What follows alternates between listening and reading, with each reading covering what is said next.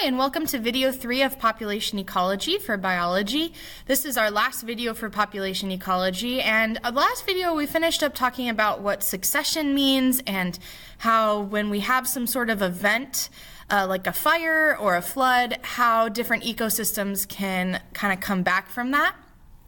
Now we're going to talk about populations, looking at different organisms and how we can kind of estimate different population sizes. So there's a few dispersions that population ecologists look at when looking at populations.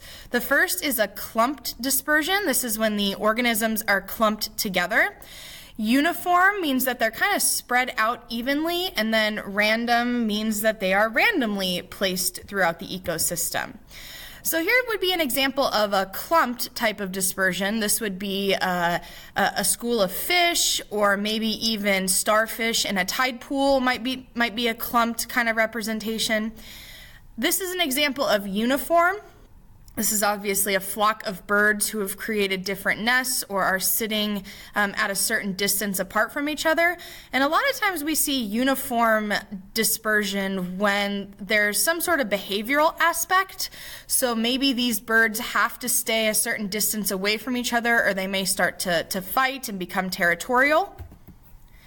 And then we have random dispersion, and random just means that everybody is kind of just moving around like these sloths, or it even could be plants that are just randomly have been fertilized and popping up in different locations.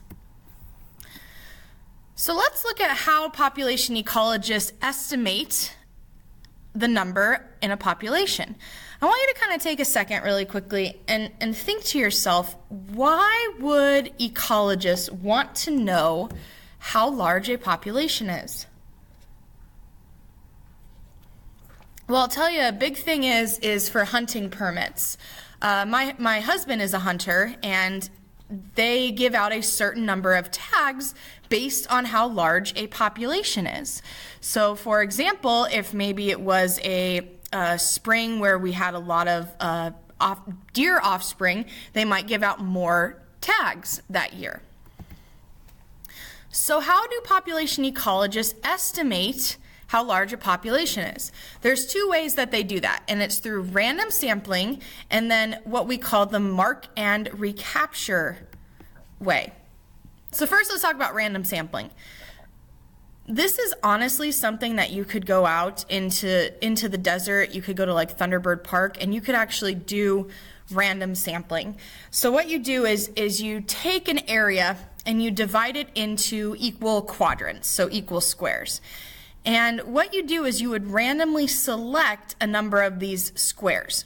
So for example, looking at that picture on the right, you were trying to determine how much grass is in this population. You'd pick a few random areas, and then you'd count the number of individuals in that area. So you're going to add up all your organisms and then divide by the number of quadrants that you chose, and then times it by your total number of quadrants, and that's going to give you an estimate of your population.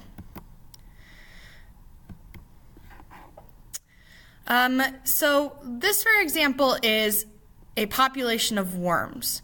So let's try to estimate this population of worms. So let's look at 3 grid segments here. So in each segment, we had a 6, a 6, and a 5. We add those together and then divide it by 3. We take that number and then times it by the number of quadrants. We estimate that the population is about 91 worms. The actual population is 108, but you can see how this at least gives a nice estimate for population ecologists. We were a little bit off, but we weren't that far off. All right, then we have the mark recapture. This is more used for organisms that can move around. For plants kind of stay in one area. It's really easy for us to go outside and count the number of plants because they're not moving. But if you wanted to calculate the number of dolphins in a pod, that would be really difficult because they move around. So this is a way that we can kind of track organisms and estimate their populations. A really good example for where we kind of live is the California condor.